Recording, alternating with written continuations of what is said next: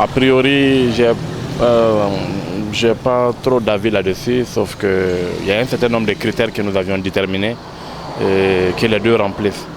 Et le choix du président de la transition était un choix stratégique et en son temps nous avons dit que ça devait être quelqu'un qui incarnait une certaine probité morale et un grand consensus au niveau de toutes les composantes au Mali. Quand on regarde la personnalité de Badaou, un colonel à la retraite, et tout ce qui a été sa carrière, c'est un homme qui est capable de dire non, c'est un homme sur qui nous espérons il n'y a aucune prise ni d'agenda extérieur. Donc quand on voit sous cet angle-là, on peut dire que c'est la personne idéale pour conduire cette transition en tant que président. Quant à son profil de Premier ministre, nous avons dit aussi en son temps qu'il fallait que la figure ou le visage du Premier ministre soit quelqu'un qui ne soit pas un chef de parti, qui ne soit pas trop dans des questions partisanes, et avec le choix de ce diplomate de carrière, de ce technocrate, et même si lui, il pèse quelques soupçons pendant qu'il était ministre des Affaires étrangères.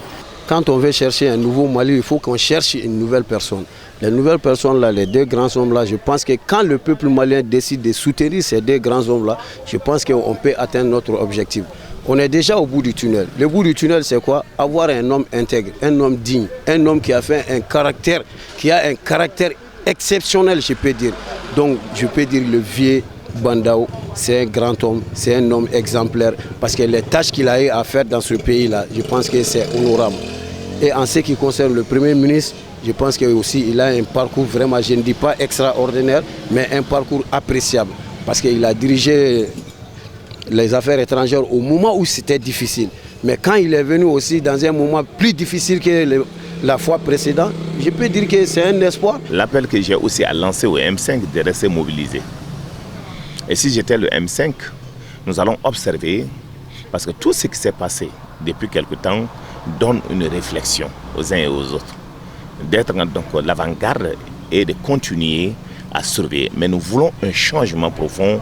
Nous ne sommes pas là uniquement pour le départ d'Ibrahim Boubacar Keïta. Nous voulons que le système d'Ibrahim Boubacar Keïta disparaisse. Et tous ceux qui ont aussi voulu donc détourner les ressources au temps d'Ibrahim Boubacar Keïta, qu'ils soient arrêtés, punis et que ces ressources soient retirées. Donc tous les militaires qui se trouvent là-dedans, qui sont aussi impliqués, doivent être arrêtés. Et les civils ou des hommes politiques qui aujourd'hui ont des dossiers méritent d'être interpellés. Il ne faut pas que ça continue sous forme de chantage sur les hommes politiques.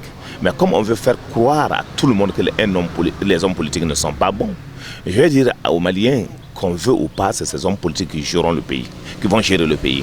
Nous gérerons le pays parce que le problème est que la mission pour les hommes politiques, c'est de gérer.